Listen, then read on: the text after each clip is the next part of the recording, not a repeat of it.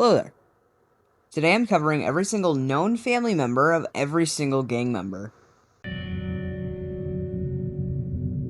Pretty sure Arthur has the most family members out of every member, so let's start at the beginning. Lyle Morgan. Lyle Morgan was an outlaw who was arrested in 1874 when young Arthur was 11. He was arrested and hanged for larceny, which was most likely from a bank robbery. Arthur also watched his father hang. In every scene Arthur mentions his father, he shows disdain and indifference, like in these scenes. He's dead a long time. He lived a lot longer than was good for any of us. And my daddy, well, I watched him die. That weren't soon enough. Even though Arthur seems to dislike his father, he still wears his leather hat with a rope lined around it.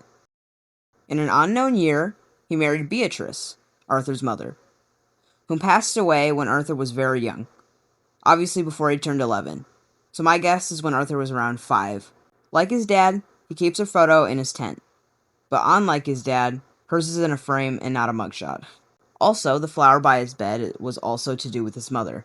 This is what Arthur said about it. So I've been meaning to ask, what's that flower you keep by your bed? Oh. There's something my ma always liked. It's kind of a good luck charm, I suppose. They only grow out west, in parts of California and Oregon. I always try to grab one when I'm out that way. That's nice. I don't remember too much from back then. I was so young when she passed, but I remember that for some reason. Mary Gillis. Mary and Arthur got engaged when I assume they were around 21, so around 1884. She broke off the engagement because her father didn't approve of Arthur being an outlaw. They were engaged in the early years of the gang, when only John, Hosea, Dutch, and Miss Grimshaw were in it. Arthur wanted to marry her and run away with the Vanderlyn gang. Isaac and Eliza. Eliza was a waitress that Arthur met when he was around 18, before Mary. He got her pregnant soon after they met and had Isaac, Arthur's son. They never confirmed his age when he passed, but I assume he was around 4. Meaning, when he passed away, he was already engaged to Mary. One day, robbers came by and killed Eliza and young Isaac for only $10. Arthur also had his dog named Copper, who he has a picture of above his bed, and a horse named Boadicea, who died in the Blackwater Massacre, and files are still in the game.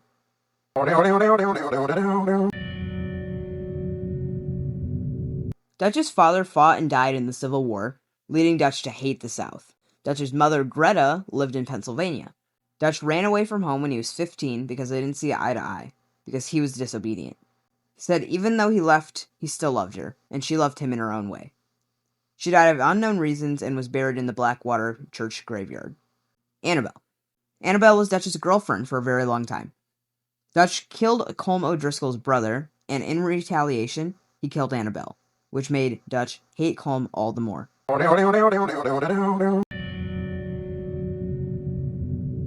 John's father came to America as an illiterate Scot and died not long after, sending John to an orphanage. He escaped and was picked up by Dutch. This is a 2-for-1. Abigail doesn't have any family besides John, so I'm adding it to John. Abigail and John met when Uncle brought her into the gang when she was a prostitute. Abigail and John had Jack in 1895. After Jack was saved from Angelo Bronte's, John was a good father. John also had a daughter.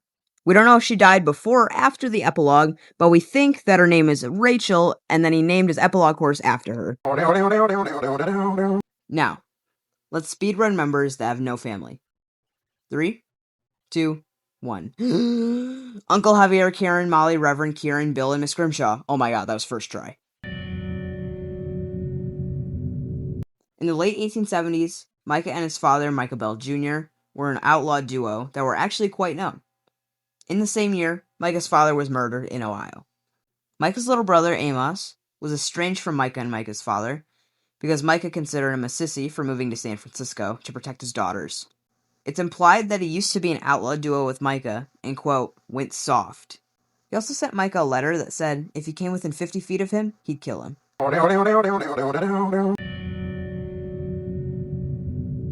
Charles is quite short. He had an unnamed Indian mother and an unnamed black father. His mother was taken by soldiers, and Charles ran away from his drunk father at 13.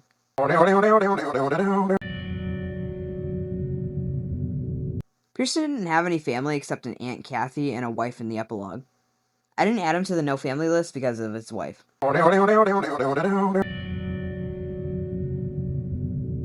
He really only had a father named Dara, who was an outlaw in Ireland. He was involved in the Fenian Uprising and then fled to Canada. He had a wife named Bessie who was in the gang for a few years.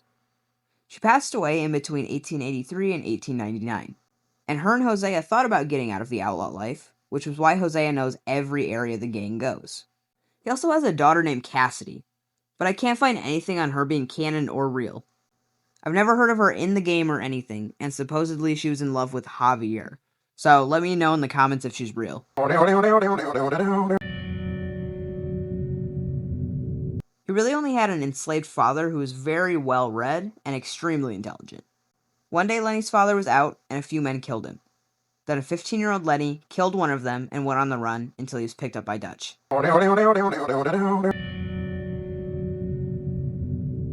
had an uncle that dropped dead the minute they got to America, and 2 sisters, and we only know the name of one, and her name was Anna.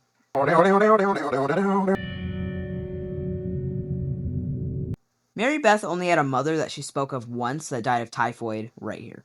You boys cared for me before no one cared for me. Well, life weren't very nice, Arthur. Not after Mama got typhoid, and that was a long time ago.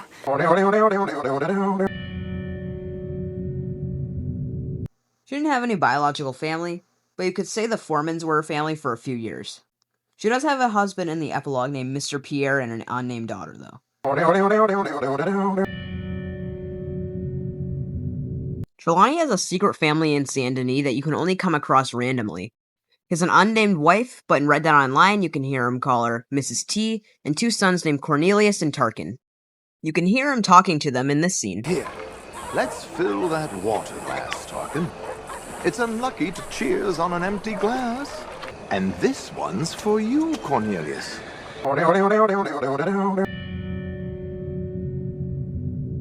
Sadie only had a husband named Jake, who was murdered by O'Driscolls. He's dead in the main story, but on Red Dead Online, you can speak to him at the Adler Ranch.